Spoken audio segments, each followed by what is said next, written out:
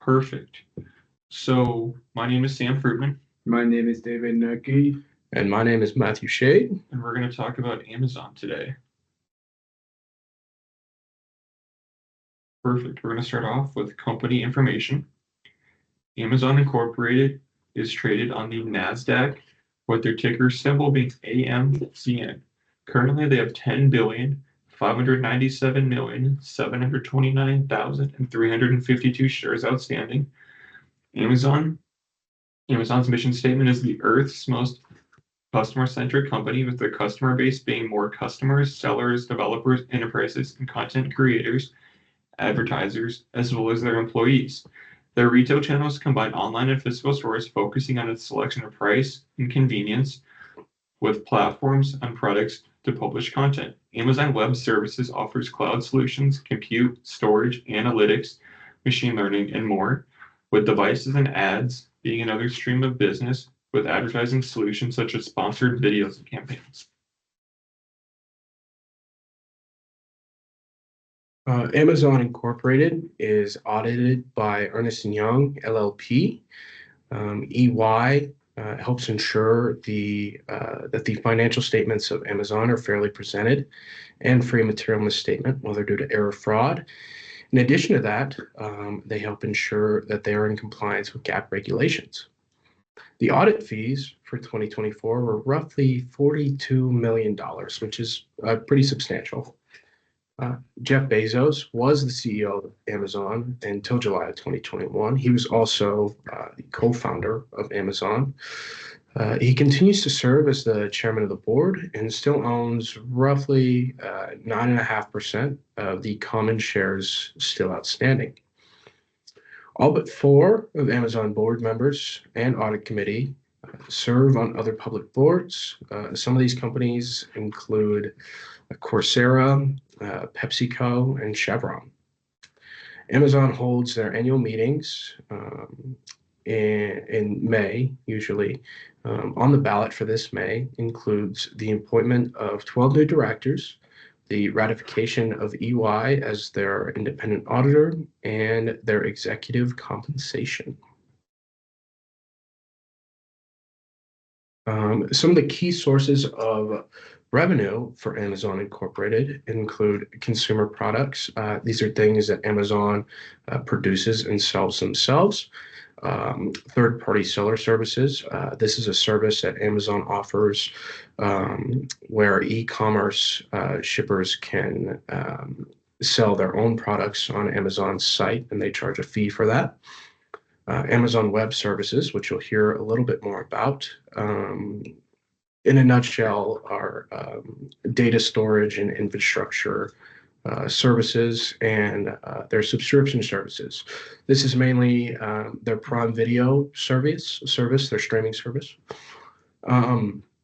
Their main expenses include cost of sales. This is how much it costs to buy their inventory, the fulfillment of those sales, mainly shipping, and then their technology and infrastructure. A lot of this is going to be related to AWS and their physical stores, which is Whole Foods.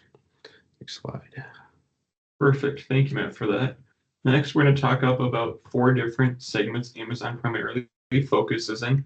Primarily, they focus on their Amazon Web Services, also known as AWS, which provide cloud and infrastructure services. Some of their offerings are computer storage, database, machine learning, and analytics.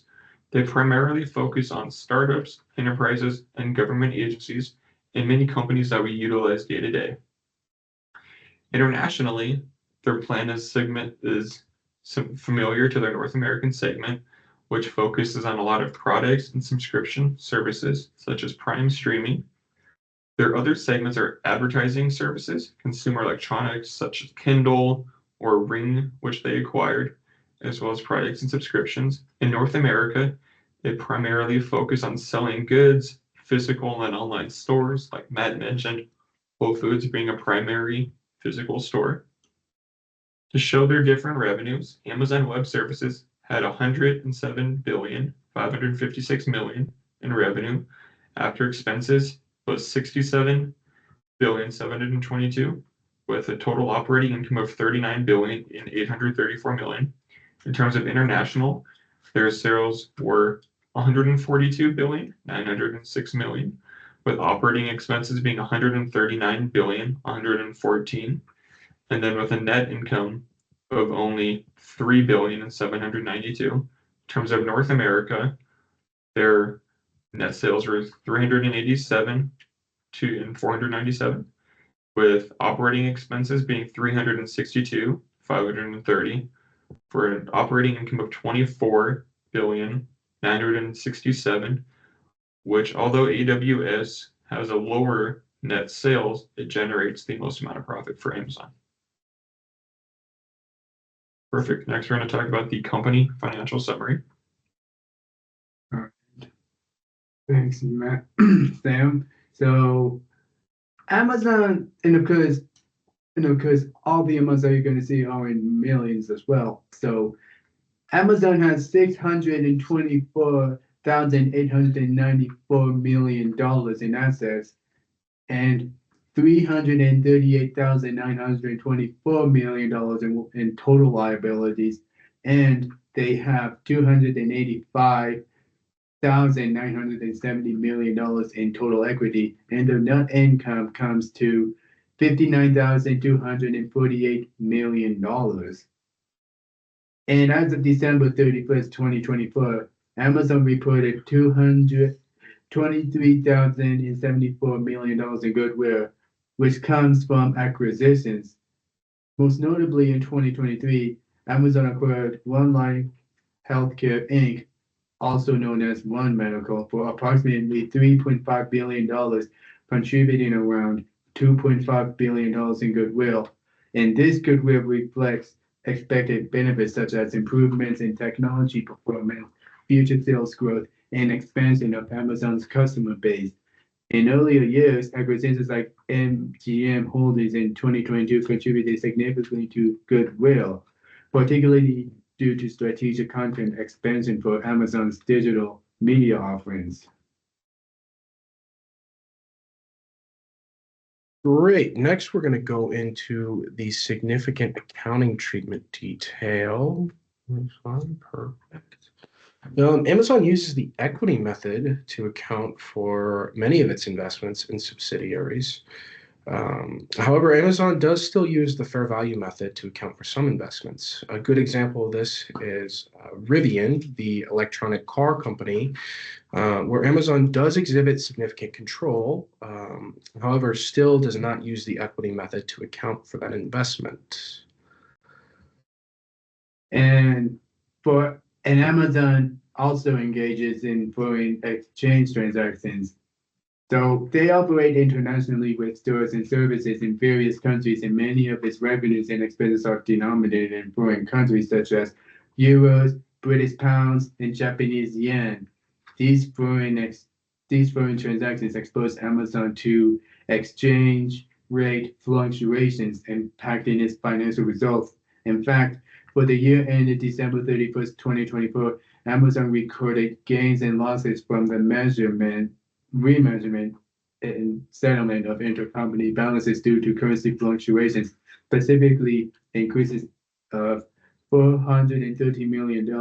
And additionally, the company provides a sensitivity analysis indicating that a 5 to 20% adverse change in exchange rates could impact its foreign denominated cash and intercompany balances by billions of dollars. These impacts are reflected in the consolidated statements, particularly under other income, expense, net, and discussions of market risk. Perfect. Thank you so much for that, David. Next, we're going to talk about other interesting disclosures. So some of the interesting things that I found, or we found, was Amazon listed in the 10K that they had new contracts for their AWS program, such as the US Army, Intuit, such as Credit Karma, PayPal, Reddit, Northrop Grumman, and the Guardian Life Insurance of America. We found it interesting how Jeff Bezos is only paid an annual salary of $80,000 per year. However, Amazon does cover the $1.5 million expense for his security. And then Amazon had the best holiday shopping season to date in 2024. Perfect. Thank you guys so much for helping, and we really hope you found Amazon interesting. All right, stop recording.